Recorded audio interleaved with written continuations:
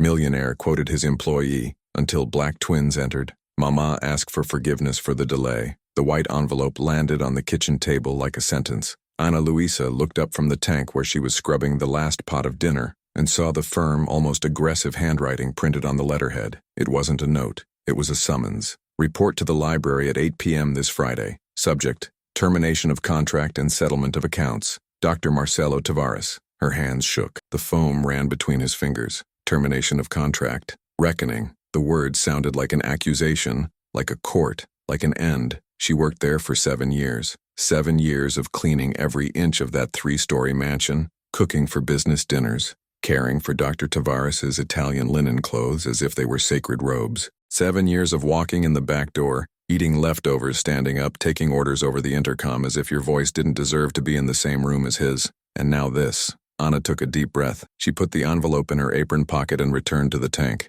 But his hands didn't stop shaking. The next morning, when he arrived at the mansion at 6 in the morning, as always, the atmosphere was different. The housekeeper, Donna Ruta, a white woman with gray hair who commanded the team of employees with an iron fist, looked at her with a mixture of pity and distrust. "You know what's going on, don't you?" she murmured, while Ana changed her clothes in the small storage room that served as a changing room. "I don't know anything," Ana replied, her voice hoarse. "I only received one summons." Donna Ruth sighed. "A piece of jewelry is missing from the office safe. An emerald brooch that belonged to the doctor's grandmother. He's furious. And you know how it is when something goes missing in this house? It always goes to whoever is last on the scale." Ana felt the ground slip away from beneath her feet. "Are you saying he thinks it was me?" Donna Ruta looked away. "I'm saying he's going to want answers. And you should prepare yourself." The following days were a silent nightmare. Ana felt the stares, the whispers, the doors that closed when she passed. The other employees, the driver, the gardener, the cook, seemed to have been ordered to keep their distance. She continued working, because I needed it,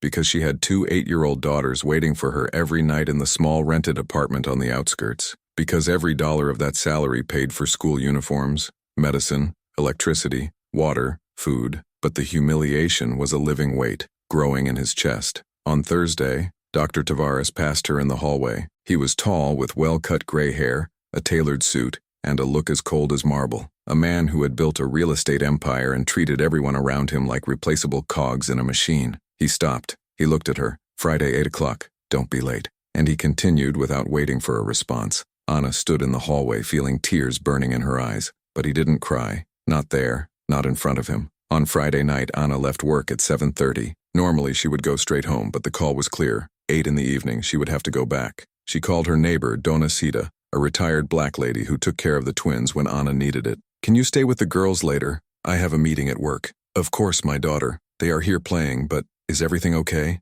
Ana swallowed the lump in her throat. "It will be." At 8 o'clock sharp, Ana rang the doorbell at the main entrance. It was Dr. Tavares himself who opened it. He looked her up and down as if he were evaluating defective merchandise and shook his head dryly.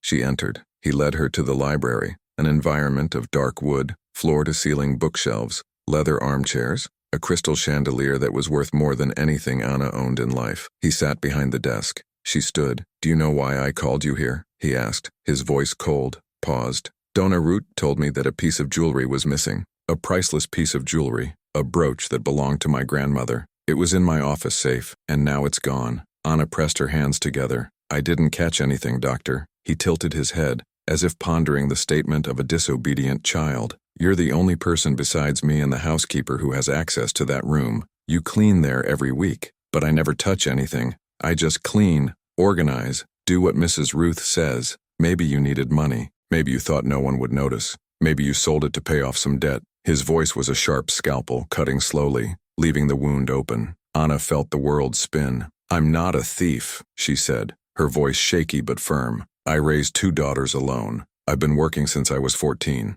I've never stolen nothing from anyone. Never." He stared at her in silence. Then he opened a drawer and took out a paper. "This is a termination agreement. I'm going to be generous. I'm not going to file a police report, but you're going to sign your dismissal for cause and return the pin by Monday. If you don't return it, I'll contact my lawyers and the police. Is that clear?" Ana couldn't breathe. "Doctor, please, I don't have the brooch. I swear on my daughter's lives I didn't take anything." "Then find whoever took it," he replied, with brutal indifference, "or face the consequences." He placed the paper on the table and a pen next to it. "Sign." Ana looked at the paper, for the pen, "To the man who," For 7 years, she served with dedication, respect, and dignity. And then, before he could respond, the library door opened. 2 little girls ran in. They were twins, black, curly hair tied into buns, blue school uniforms, backpacks on their backs, bright and curious eyes. They stopped when they saw Dr. Tavares, and then, with a wide and innocent smile, one of them said, "Good evening, sir. Our mother apologizes for being late. We came to pick her up." The silence that fell over the library was deafening. Dr. Tavares looked at the girls, then to Anna. Anna felt her heart explode in her chest. The twins shouldn't be there. Dona Sita should be with them, but they were smart. They had realized that something was wrong, and they had come. One of the girls, Julia, the most talkative, took a step forward. "Mom, Mrs. Sita said you were in an important meeting, but it's past time. We were worried." The other, Laura, quieter but equally attentive, held her sister's hand and looked at Dr. Tavares with fearless curiosity. "Are you our mother's boss?" He didn't respond. He just stared at them, his face hard, impenetrable. Anna took a step forward, trying to put herself between her daughters and that man. "Girls, wait outside, please." "But Mom, wait outside," she repeated, her voice firm but full of urgency. Julia and Laura looked at each other. Then they obeyed. But before leaving, Julia turned to Dr. Tavares and said with the brutal sincerity of children, "Our mother works very hard. She is the best mother in the world." And then they left, leaving the door ajar. Silence returned, but now it was different. Anna saw something pass across Dr. Tavares's face, something quick, something she couldn't name. He looked at the paper on the table, then for her. "Monday, 8 in the morning, he said, his voice strangely quieter. "Come prepared for a new conversation." He didn't ask her to sign the paper. He did not repeat the accusation. He just got up and left the library, leaving Anna alone with the termination form still on the table. She looked at the paper, for the pen, and then with her hands shaking she put everything in her bag and went after her daughters. When Anna arrived at the gate, Julia and Laura were waiting for her, sitting on the curb, swinging their legs. "Mommy, what was that?" asked Julia. Anna knelt down in front of them, holding their faces with both hands. "Nothing, my love, just some work talk." But at the bottom of the bag, between the folded apron and the termination form, was something that Anna hadn't seen before. A small envelope, closed, with her name written in hand. She didn't open it there, but something told him that, inside that envelope, was the answer to everything. Anna only opened the envelope when the girls were already asleep. It was almost 11 at night. She sat at the kitchen table in the small apartment, a cup of tea cooling beside her, and pulled the folded paper out of the envelope. The handwriting was firm, elegant, lyrics from someone who studied in good schools. "Anna, if you're reading this, it's because you haven't signed your resignation yet. I need to talk to you, alone, tomorrow, Saturday, noon, in Praça das Acacias. Sit on the bench in front of the fountain. Don't tell anyone. Trust me, someone who knows the truth." There was no signature. Anna read it 3 times. Then he turned the paper over looking for any more clues. Nothing. Who wrote that? And how did the envelope end up in your bag? She tried to remember. She had left her bag on the library chair while she faced Dr. Tavares. Someone could have placed the envelope there at that time. But who? Miss Ruth? One of the other employees? Or someone from outside? Anna put the paper back in the envelope and hid it at the bottom of her underwear drawer, under a pile of socks.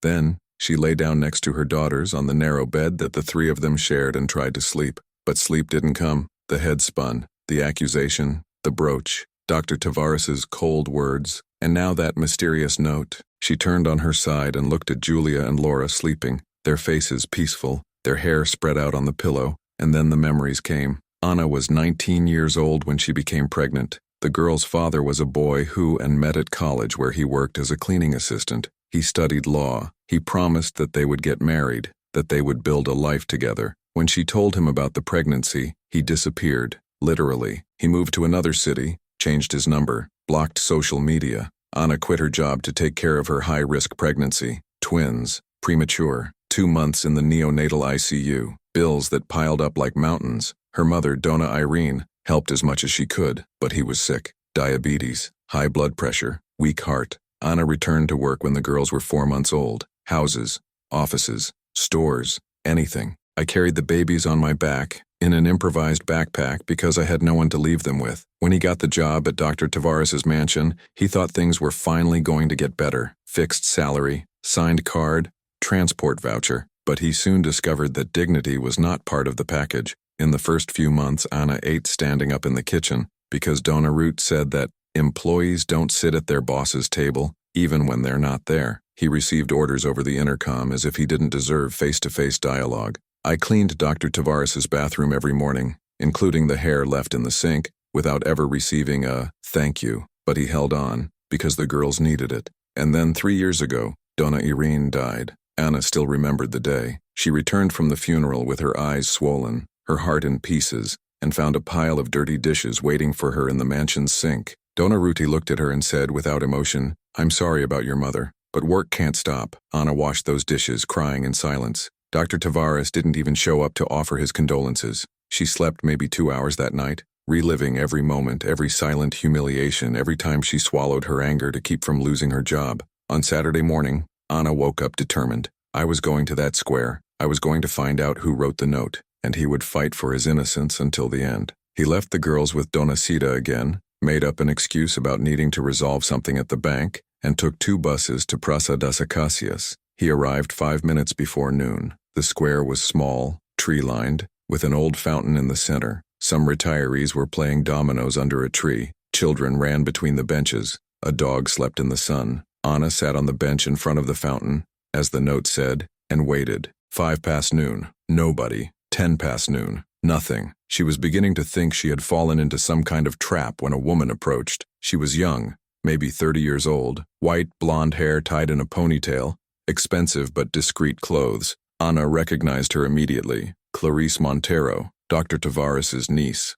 She visited the mansion from time to time, always accompanied by a different boyfriend, always asking to borrow money from her uncle, always treating the staff as if they were invisible. Clarice sat next to Anna without asking for permission. "Sorry for the mystery," she said, looking straight ahead as if she was just enjoying the fountain, "but I couldn't risk anyone seeing me talking to you at the mansion." Anna looked at her, suspicious. "Did you write the note?" "I went." "Why?" Clarice took a deep breath. "Because I know you didn't steal that brooch." Anna felt her heart accelerate. "How do you know?" "Because I know who stole it." The silence that followed was dense, charged. Anna turned completely to Clarice. "Who?" Clarice hesitated. Then, in a low voice, almost a whisper, he said, "My uncle has a mistress, a woman named Viviane. She has been coming to the mansion for months, always when the housekeeper is out shopping. I saw her going into his office several times. And the last time I was there, a week before the brooch disappeared, I saw her leaving the office with a bag that looked very full." Anna processed the information slowly. "Why didn't you tell your uncle about this?"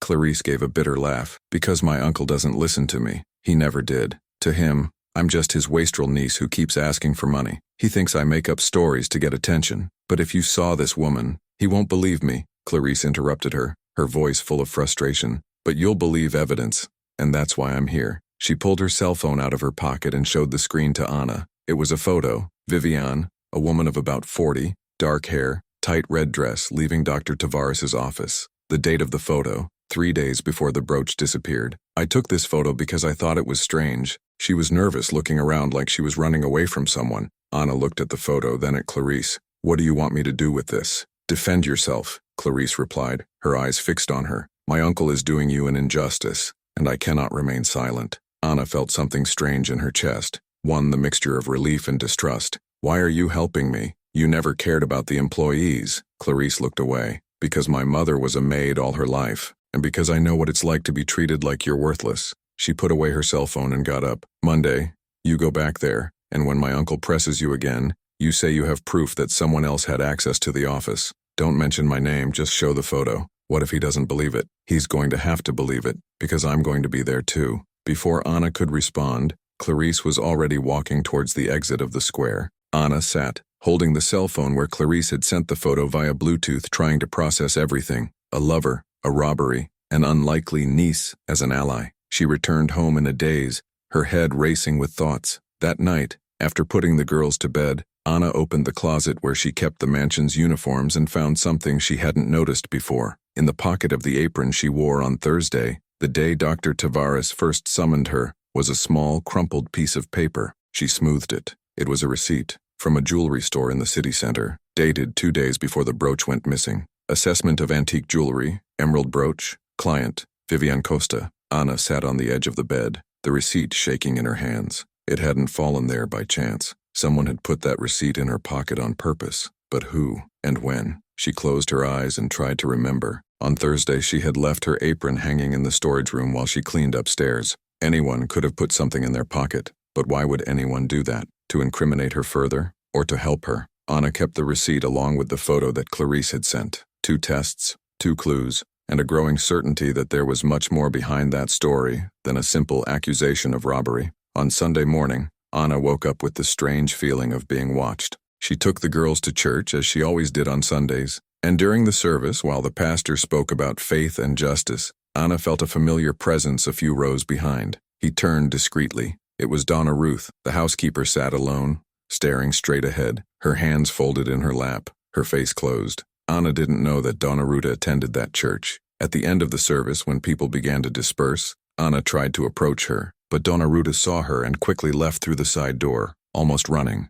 Anna stood in the middle of the corridor, holding the twins' hands, her heart sinking. There was fear in Donna Ruta's eyes. Afraid of what? That afternoon, Anna decided to do something she had never done before. She called Marlene, the mansion's cook, a 50-year-old black woman who had worked there longer than her. "Marlene, can you talk to me for a bit? It's important." Marlene hesitated. "About what, Anna?" "About the brooch." A long silence on the other end of the line. "I don't know if it's a good idea. Please. I just need to understand what's going on." Marlene sighed. "Meet me tomorrow morning 6:30 at the bakery on the corner of the mansion, before work starts. I'll be there." On Monday morning, Anna arrived at the bakery 15 minutes early. Marlene was already there, sitting at a small table in the corner, a steaming cup of coffee in front of her. Anna sat down. "What do you know, Marlene?" The cook looked around, making sure no one was listening. "I know that Donna Ruta is hiding something. She has been acting strange in the last few weeks. Nervous, receiving calls that she always answers in the garden away from everyone." "Whose calls?"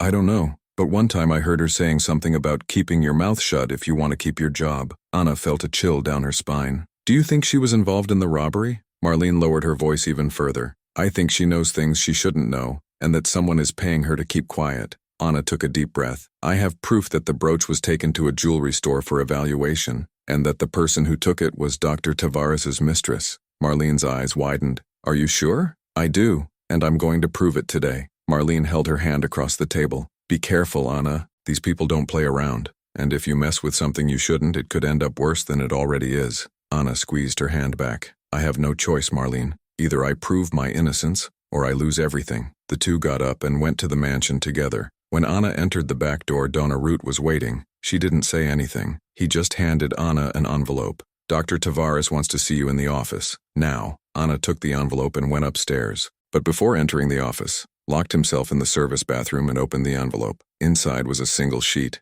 an ultimatum. "You have until 10 o'clock today to return the pin or sign your resignation. After this time, the police report will be registered and the police will be called. There will be no further negotiation." Anna looked at her watch. It was 8:40. She had just over an hour. He put the ultimatum in his bag along with the evidence he had gathered and went down to the kitchen. Marlene was there preparing breakfast. "He gave me an hour," Anna said, her voice shaking. Marlene stopped what she was doing. "What are you going to do?" Anna took a deep breath. "I'm going to go to that office, and I'm going to show him that I'm not the thief he thinks I am." But when she was about to leave the kitchen, her cell phone vibrated. It was a message from an unknown number. Anna opened it, and what he saw made his blood run cold in his veins. It was a photo from the emerald brooch on top of a table, next to a document signed by Viviane Costa, and a date, the same day as the disappearance. Underneath the photo, a single sentence: "I'm not the only one who saw it. Donna Rude also knows, and she has the video from the security camera." Anna stood in the middle of the kitchen, her cell phone shaking in her hands,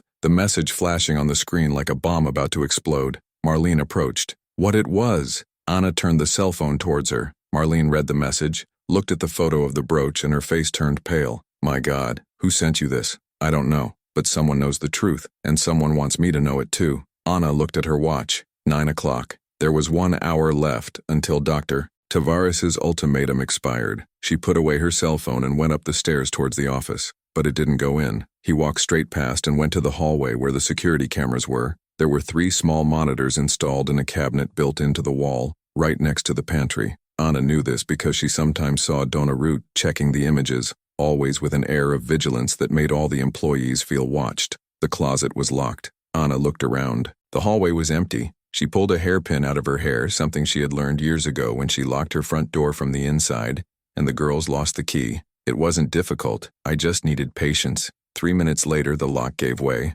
Anna opened the closet. The monitors were off, but there was an external HD connected to the system. She turned on the screen, scrolled through the files until she found the recordings from the previous week. Wednesday, Thursday, Friday. There it was. Friday, 14 o'clock. The camera in the upper hallway captured everything. Vivian Costa entered Dr. Tavares's office. Alone. He wasn't there. She looked around, opened the desk drawer, then the door to the safe that was behind a painting. She took out something small, shiny, and put it inside her bag. Then she hurried away. Anna went back to the recording 3 times to be sure. It was her, without a doubt. She took out her cell phone, filmed the monitor screen showing the recording, and saved the video. When he closed the closet, he heard footsteps in the hallway. Donna Ruth appeared around the corner carrying a stack of clean towels. She stopped when she saw Anna there. "What are you doing?" Anna looked at her directly. Seeking the truth. Donna Ruti took 2 steps forward, her face tense. "You shouldn't be messing around in there, and you shouldn't be hiding evidence."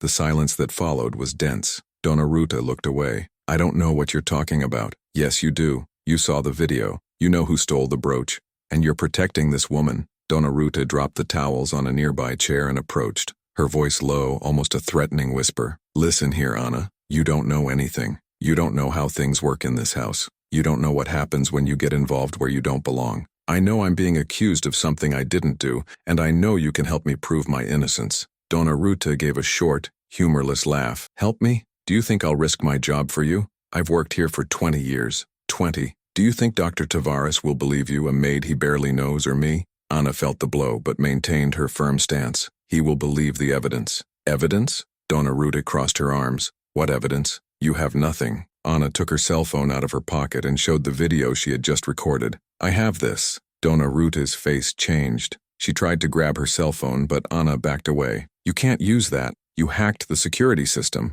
and you're covering up a crime." Donna Ruta took a deep breath, trying to regain control. "You don't understand. That woman, she has dangerous connections. She's not just Dr. Tavares's lover. She's involved with people who don't play around on the job, and if you mess with her, you'll regret it." Anna felt cold in her room pinecone but did not retreat. "So that's why you're silent? Scared? Common sense," Donna Ruta corrected, her eyes hard. "Something you should have." And then, before Anna could respond, the housekeeper turned and left, taking the towels with her. Anna was left alone in the hallway, her heart pounding, her cell phone clutched in her hand. She had the video. There was the photo that Clarice sent. I had the receipt from the jewelry store. But she also had an uncomfortable certainty. She was messing with something much bigger than she imagined. He went down to the kitchen. Marlene was preparing trays for lunch. "Did you get anything?" she asked, without looking at Anna. "I got the security camera video. It shows her stealing the brooch." Marlene stopped what she was doing and turned around. "Do you have it?"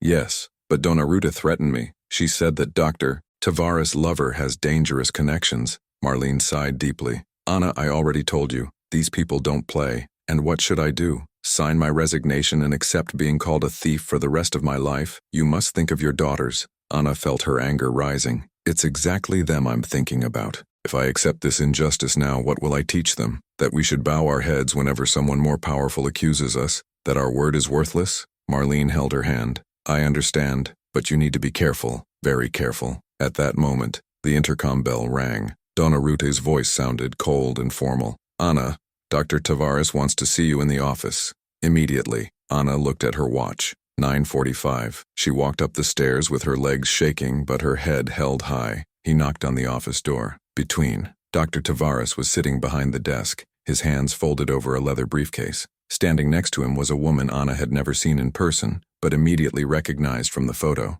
Vivian Costa. She was exactly like the pictures. Dark hair, red lips, tight black dress, arrogant confidence in her eyes. She examined Anna from head to toe as if evaluating an insect. "Is this her?" Vivian asked, her voice velvety but cold. "Yes, Dr. Tavares replied. "Ana Luisa, my former employee." Former employee. He had already decided. Anna swallowed hard but kept her gaze steady. "Sit down," he ordered, pointing to the chair in front of the table. Anna sat down. Vivian remained standing, leaning against the bookshelf, her arms crossed, a smirk on her lips. Dr. Tavares opened the folder and took out a document. "Did you bring the brooch?" "No." "So you brought the money to reimburse the amount?" "No." He sighed as if he was dealing with a stubborn child. "Then you leave me no choice. I'm filing a police report now." and calling my lawyers to take civil action against you. Anna took a deep breath. Before you do that, don't you want to know the truth? Vivian gave a low laugh. The truth? What truth? That of a desperate maid trying to get away with it?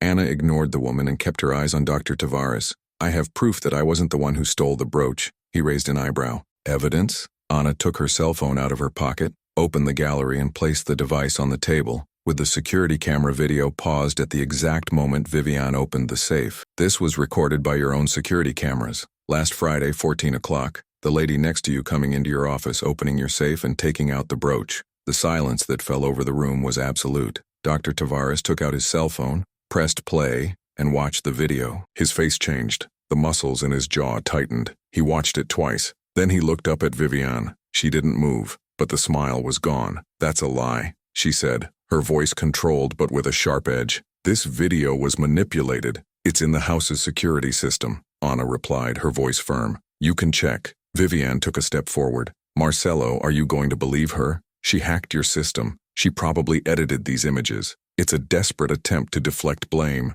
Dr. Tavares looked at Anna. How did you gain access to the security system? Does it matter? Anna replied. What matters is that this video shows the truth. Vivian approached the table, her eyes fixed on Anna. You don't know who you're messing with. Anna faced her without fear. I know exactly. With a thief. Vivian turned pale. Then, he turned to Dr. Tavares. Marcelo, I need to talk to you. Alone. He didn't respond immediately. He continued looking at his cell phone, at the paused video, at Vivian, at Anna. Finally, he said, Anna, get out. I need to sort this out. Anna got up, took her cell phone back, and walked to the door. But before leaving, he turned around. I also have the receipt from the jewelry store where she took the brooch to be appraised, and a witness who saw her leaving there. I went with a full bag that day. And then, he left. She closed the door behind her and stood in the hallway, her heart beating like a drum. Inside the office, he heard voices starting to rise. Vivian screamed. Dr. Tavares spoke firmly, but controlled. She screamed louder, and then,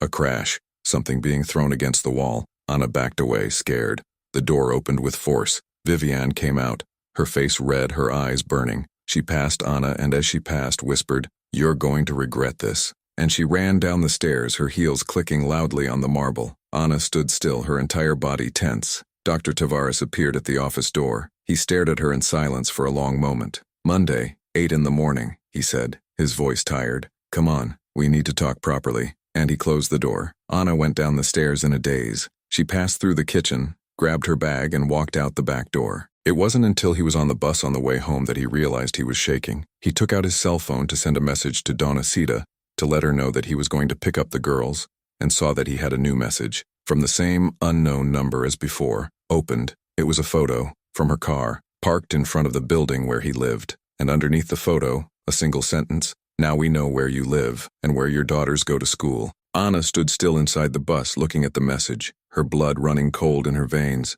The photo showed his old car parked on the street, exactly where he always left it. And below, that phrase that sounded like a sentence. She looked around. The other passengers remained oblivious, using their cell phones, talking quietly, looking out the window. No one realized that her world was falling apart. Anna dropped 3 points before hers. He walked quickly through the streets, looking back at every corner, his heart beating wildly. When he finally arrived at the building, he ran up the stairs and knocked hard on Donacita's door. The neighbor opened it, scared. My God, Anna, what happened? Anna entered, locked the door behind her, and saw the twins sitting on the sofa watching cartoons. They smiled when they saw her. Mommy! Anna opened her arms and they ran towards her. She hugged them tightly, smelling their hair, the small heat of their bodies, and tried not to cry. Donatita, can I speak to you for a moment? The two went to the kitchen. Anna showed the message. Donatita read, her face hardening. That's a threat. You need to go to the police. I know, but first I need to make sure the girls are safe. Do you think they would do anything?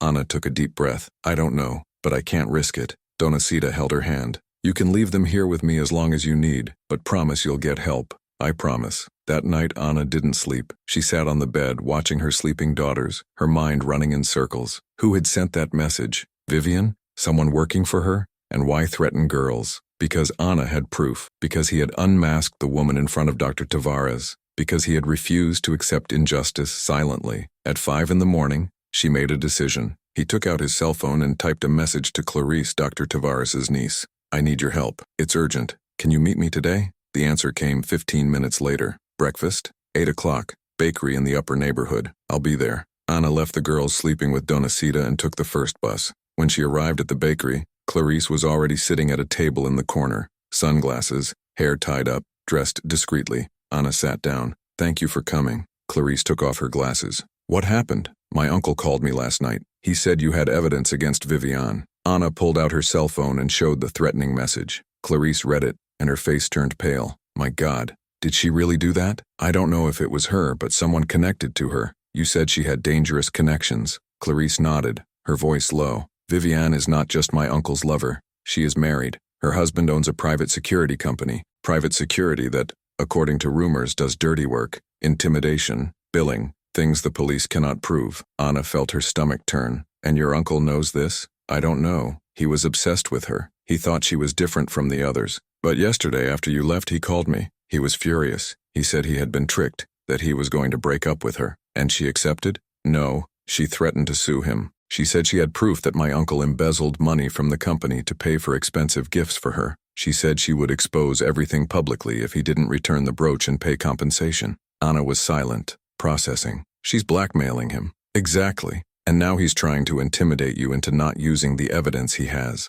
Anna looked at Clarice. What do I do? Clarice took a deep breath. You need to make this public. If you keep everything silent, she will continue to threaten you. But if you expose the truth with evidence, she loses her power. My uncle is organizing a board meeting at his company, Monday, 3 in the afternoon. It's a quarterly meeting where he reports to his partners. There's always the press covering it. There are always important people. Anna understood what Clarice was getting at. You want me to go there. I want you to go there and expose everything, in front of everyone, with the evidence, with the video, with the receipt, with everything. Will your uncle let me in? I'll take you, as my guest. Anna hesitated. What if he doesn't want me to talk? He won't have a choice. Because if he stops you, I'll tell you everything myself. Anna looked at this woman who, weeks ago, she would have sworn didn't care about anyone but herself, and he saw something different. Determination, anger, justice. Why are you doing this? Clarice looked away. Because my mother worked as a maid all her life, and I saw how she was treated. I saw how she was humiliated. I saw how she was discarded when she got sick, and I swore that if I ever had the power to change something, I would. She looked back at Anna. You don't deserve this. And Viviane doesn't deserve to get away with it. Anna felt her eyes burn. Thanks. Don't thank me yet. Wait until Monday. For the next 2 days, Anna did not leave the house. He kept the girls inside the apartment, locked all the doors and windows, and asked Donacita to keep an eye on any strange movement on the street. On Saturday night, he received another message from the same number. Last chance. Drop the charges or your daughters will pay. Anna looked at the message and for the first time felt not fear, but pure anger. She typed back, I won't take anything back, and if you lay a finger on my daughters, I will destroy you. The answer came quickly. You have been warned. Anna blocked the number and called the police. On Sunday morning, a police car appeared at the building. Anna showed the messages. The police officer, a black man of about 40, with a serious expression, wrote down everything. I'll forward it to the police station, but you need to understand that without identifying who sent it, it's difficult to take action. I know who's behind it, and I'm going to prove it. He looked at her carefully. Do you have protection? I have a neighbor. It's not enough. I'll ask for an obvious patrol here in the neighborhood, but if you feel like you're in real danger, call me. He handed over a card with his number on it. Anna saved it. Thanks. Courage, he said before leaving. You'll need it. On Monday, Anna woke up at 5 in the morning. He wore the most beautiful clothes he had. A white blouse, black pants, simple but clean shoes. She combed her hair and tied it into a low bun. She applied pink lipstick. He looked in the mirror. She didn't look like a humiliated maid. She looked like a woman on a mission. He dropped the girls off at school, asked the principal to keep an eye on them, and warned that someone might try to pick them up without authorization. The director, a black woman with gray hair, held her hand. They're safe here. You can go. At 2 in the afternoon, Anna met Clarice at the door of the headquarters of the company Tavares Investimentos, a mirrored glass building in the city center, with a marble hall, security guards at the door, intense movement. Clarice wore a navy blue suit, high heels, and an executive look. She handed Anna a visitor badge. Ready? Anna took a deep breath. Ready. They entered. They passed the reception and took the elevator to the 8th floor. The hallway was wide, with abstract paintings on the walls, gray carpet, frosted glass doors. At the end of the corridor, a meeting room. Clarice opened the door. There were about 20 people there, partners, executives, some journalists in the background. And in the center, sitting at the head of the table, Dr. Marcelo Tavares. He looked up when he saw Clarice enter. Then he saw Anna. His face hardened. What does that mean? Clarice walked to the table with confidence. Uncle, this is Ana Luisa, an employee unfairly accused by you of stealing a family jewel, and she has something to say. The silence that fell over the room was dense. Dr. Tavares stood up. Clarice, this is inappropriate. This is a board meeting. And that's exactly why she needs to be here, because what happened involves not only her personal life, but the reputation of this company. He stared at her, eyes blazing. Leave, both of you. No, Anna said, her voice firm, clear, echoing through the room. All eyes turned to her. Anna took a step forward. I worked in your house for 7 years. 7 years cleaning, cooking, serving. 7 years being treated as if I were worthless. And when a piece of jewelry went missing, it was me who you accused. No evidence, no investigation, just because it was easier to blame the maid than to seek the truth. Dr. Tavares, too. He opened his mouth to speak, but Anna continued. But I have proof, evidence of who actually stole the brooch, and proof that this person is using your company to cover up crimes. She pulled out her cell phone, connected it to the living room projector, something Clarice had prepared beforehand, and put the video from the security camera on the big screen. Viviane Costa appeared, entering the office, opening the safe, taking the brooch. Murmurs began to spread throughout the room. This woman, Anna continued, is Viviane Costa, lover of Dr. Tavares, and wife of a private security businessman with a history of illegal activities. She changed the image. Now it was the jewelry store receipt. This is the receipt for the appraisal of the brooch, made 2 days after the disappearance. In her name, more murmurs. One of the journalists quickly started taking notes. Dr. Tavares was pale. How did you get that? Someone sent me. Someone who knew the truth and didn't want to see an innocent destroyed. Anna took a deep breath. But it doesn't stop there. When I showed you this evidence, Viviane threatened me, and in the last few days I received messages with photos of my house and my daughters. Direct threats. She showed prints of the messages on the screen. The room exploded in voices. One of the partners stood up. Marcelo, is this true? Dr. Tavares did not respond. He just looked at Anna, at Clarice at the screen. And then, the room door opened. Viviane Costa entered, followed by 2 large men in black suits. She looked at the screen, for Anna, for Dr. Tavares, and smiled. What a dramatic scene, she said, her voice calm, dangerously calm. But I think it's time for you to know the full truth. She walked to the table, her heels hitting the floor like hammers. Marcelo and I have an agreement that involves much more than a brooch. It involves properties, contracts, embezzled money, and if he thinks he can discard me like that, he is very mistaken. She looked at Anna. And as for you, sweetie, you should have accepted your resignation when you had the chance, because now you're not getting out of here without consequences. One of the men stepped forward. Anna retreated, but Clarice stepped forward. If you touch her, I'm going to scream so loud that everyone in this building will hear. And there's a journalist here. There's a security camera. You won't be able to do anything. Viviane laughed. You think I care? I have lawyers. I have money. I have power. You have nothing. And then, Dr. Tavares's firm and cold voice cut through the air. You are mistaken. He got up, walked over to Viviane, and placed an envelope on the table. Inside this envelope are copies of every bank transfer I've made to you over the last 6 months. All documented, all traceable. And there are also recordings of our conversations where you clearly tried to extort me last week. Viviane turned pale. Did you record me? I recorded it, because I finally understand who you are. He looked at Anna. And because I realized I was destroying an innocent person's life while protecting a criminal. Viviane tried to take the envelope, but he pulled it back. This goes straight to the police, along with the video Anna got. She backed away, eyes blazing. You're going to regret this. No, he replied, his voice icy. You are going. And then, as if it had been rehearsed, 2 police officers entered the room. The police officer who had attended to Anna on Sunday was among them. Viviane Costa, you are being arrested for extortion, threats, and qualified theft. The men in suits tried to react, but the police were faster. Handcuffs, reading of rights. Viviane screaming, trying to free herself, her eyes fixed on Anna. You will pay for this, you will pay. But they were already taking her out. The room was completely silent. Dr. Tavares looked at Anna. I'm sorry, he said, his voice low, heavy. I'm sorry for everything. Anna looked at him. And then, with dignity that came from deep within, he replied, I accept your apology, but it doesn't erase what happened. It doesn't erase the 7 years I was treated as invisible. It doesn't erase the humiliation. He nodded, eyes downcast. I know, and I'll do my best to make it up to you.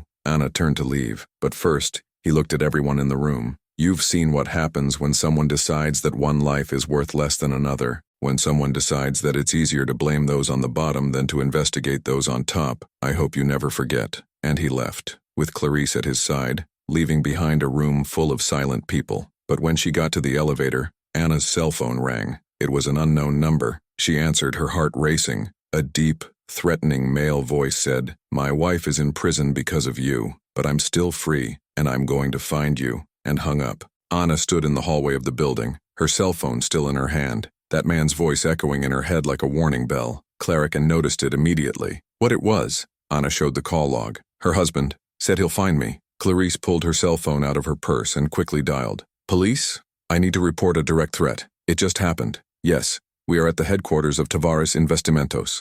8th floor. 5 minutes later, 2 police officers came up. The same person who had attended to Anna on Sunday was among them. More threats? Anna nodded and showed the record. He wrote down the number, asked her to record the call if there was another, and made a quick call to the police station. Ricardo Costa, Vivian Costa's husband, has just made a direct threat against the victim. We need immediate police protection and a search warrant. He hung up and looked at Anna. We're going to put a police car in front of your daughter's school and another one at your house. He won't come near. Anna felt relief mixed with fear, but he also felt something stronger. Anger. Anger that even after proving his innocence, he still had to live in fear. How long will I need protection? Until we arrest him. And we will. Dr. Tavares, who had come down with them, approached. Anna, you and your daughters can stay in a hotel. I'll pay. Until this is resolved. Anna looked at him. I don't want your charity. It's not charity, it's responsibility. All of this happened because I believed someone I shouldn't have, because I didn't listen to you when I should have. Let me at least make sure you're safe. Anna took a deep breath. Fine, but only until he's arrested.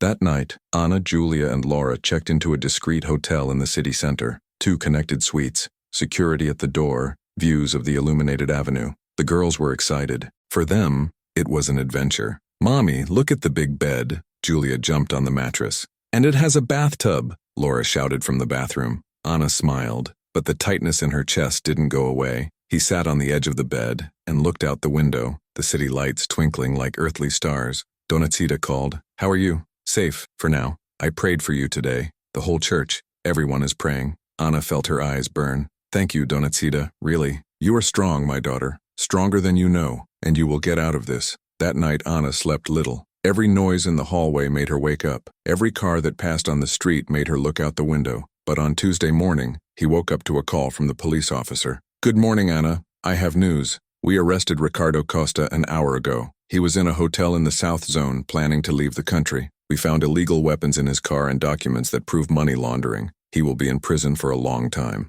Anna sat up in bed, her heart racing. He is sure? Absolutely. You're safe now. Anna hung up and looked at her daughter sleeping next to her. He stroked Julia's curly hair, Laura's calm face, and finally allowed the tears to fall. Tears of relief, from exhaustion, of victory. On Wednesday, Anna returned to the mansion, not to work, but for a meeting that Dr. Tavares had requested. She entered through the front door this time. Donna Ruta opened it, her face different. There was no more arrogance. There was shame. Anna, I wanted to apologize. Anna stopped. Sorry? I knew it wasn't you, but I was scared. Scared of losing my job, scared of getting involved, and I let you pay for something you didn't do. Anna looked at that woman who, for 7 years, had been her superior, her supervisor, her judge. I accept your apology, but I don't forget. Donna Ruta nodded, her eyes downcast. Anna went to the library. Dr. Tavares was there, along with a lawyer. Anna, sit down, please. She sat down. This time, not in the chair of the person being interrogated,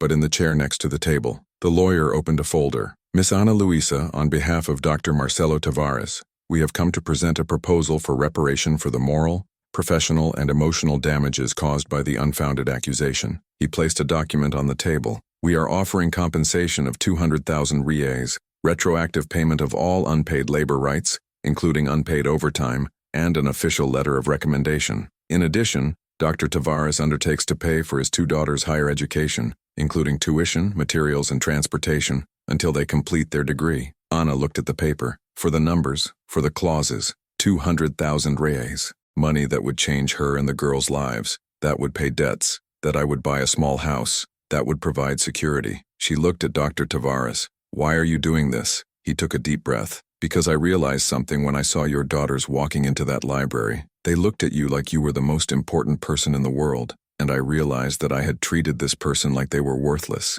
He paused. My grandmother, the owner of the brooch, was a maid. She worked all her life so my father could study, and he built this company in her name. I forgot that. I forgot where I came from, and I forgot that dignity is priceless. Anna felt something move inside her chest. I sign, but on one condition. Which? May you change the way you treat employees. Not just here, but in all your companies. May you create a code of conduct. May you give a voice to those at the bottom. Because if this happened to me, it could have happened to others. Dr. Tavares nodded. You have my word. Anna signed the document. When he left the mansion for the last time, carrying the envelope with the contract and check, he stopped at the gate and looked back. That place had been a prison and a battlefield. But it had also been the place where she learned that her dignity did not depend on who employed her. It depended on who she was. On Friday of that week, Anna went to the girls' school for a meeting with the principal. I wanted to let you know that I might need to change schools. I'm looking for a better place. The director smiled. I heard about what happened. The news was in the newspapers. Housemaid unmasks robbery and extortion scheme in businessman's mansion. You became an example, Anna. Anna was speechless. Example of courage, of not accepting injustice, of fighting even when everything is against you. That afternoon when Anna picked up the girls, Julia came running. Mommy, the teacher talked about you in class. She said you're a hero. Laura held her hand. Is it true, Mommy? Are you a hero? Anna knelt down in front of the two, holding their small faces. I'm not a hero, my loves. I only did what was right, and that's what I want you to learn, that even when things get difficult, even when it seems like no one believes you, you don't give up on the truth, ever. Julia hugged her neck tightly. I want to be like you when I grow up. Anna felt the tears coming, but this time they weren't from pain. They were of something I hadn't felt in a long time. Hope. In the following months, Anna's life changed. With the compensation money, he bought a small apartment, but his own, in a quiet neighborhood. 3 bedrooms, big windows, sunlight coming in the morning. Julia and Laura had their own rooms for the first time in their lives. They filled the walls with drawings, the cabinets with books, the shelves with toys that Anna could finally buy without guilt. Anna enrolled in a technical administration course. She wanted to work, but she wanted to work on something that valued her, that he respected her, and he discovered that he had a talent for numbers, for organization, for leadership. 6 months later, she was hired by an events company as an administrative assistant. The salary was lower than in the mansion, but the treatment was humane. He had a formal contract, meal vouchers, health insurance, and, most importantly, dignity. On the first day of work, when the manager introduced her to the team and said, "This is Ana Luisa, our new colleague," Anna felt something she had never felt in 7 years at the mansion. Belonging. A year after the day she was unjustly accused, Anna was sitting on the small balcony of her apartment, drinking coffee as the sun rose, when her cell phone rang. It was Clarice. Anna, did you see the newspaper? No. Why? Vivienne and her husband were convicted. She got 4 years for extortion and robbery. He got 8 for threats, illegal possession of a weapon, and money laundering. Anna closed her eyes and took a deep breath. Justice has been done. It was. And there's more. My uncle created a relief fund for abused domestic workers. Inspired by you. He wants you to be on the advisory board. Anna was silent for a moment. I'll think about it. Think about it. You have a voice now, and a lot of people need to hear it. That afternoon, Anna took the girls to the park. They ran to the swings, hair blowing in the wind, laughter echoing across the lawn. Anna sat on a bench and looked at them, Julia pushing Laura on the swing, Laura shouting louder, both laughing, free, happy. And then he remembered that night in the library, from the envelope on the table, from the cold words of Dr. Tavares, from the fear he felt, from the humiliation he suffered. But he also remembered the courage he found, from the evidence you gathered, from the people who showed up to help, the truth he insisted on telling. And he realized that all that, no matter how painful it had been, had taught him something fundamental, that she was worth, that your word mattered,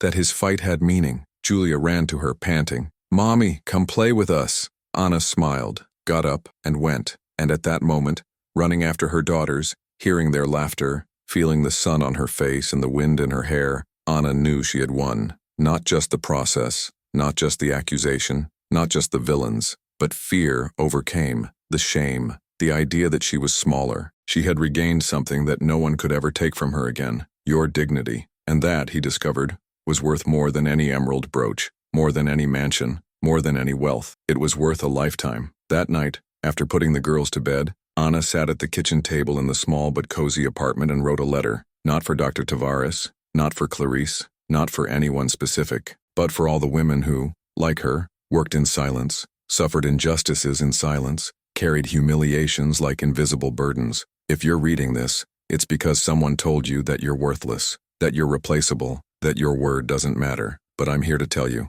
that's a lie. You are worth it. Your story matters. And when injustice knocks on your door, don't hang your head. Raise evidence, find allies, and fight. Because the truth always wins. It may take time, it may hurt, but it wins. And when it wins, you will look back and realize that it wasn't just about justice. It was about self-love. It was about teaching your daughters, your sons, whoever comes after you, that dignity cannot be negotiated. Never. Ana Luisa. She folded the letter, put it in a drawer, and went to sleep. And for the first time in years, he slept peacefully. And you? Have you ever been in a situation where you had to fight for your dignity against all odds? Have you ever felt like your word didn't matter, but decided to fight anyway? Leave your story in the comments. Give this story a rating from 0 to 10. If she touched you in any way, subscribe to the channel and activate the bell so you don't miss the next stories of courage, justice, and overcoming. And if you want to see more stories like this, click on the video that appears on the screen now. Until next time.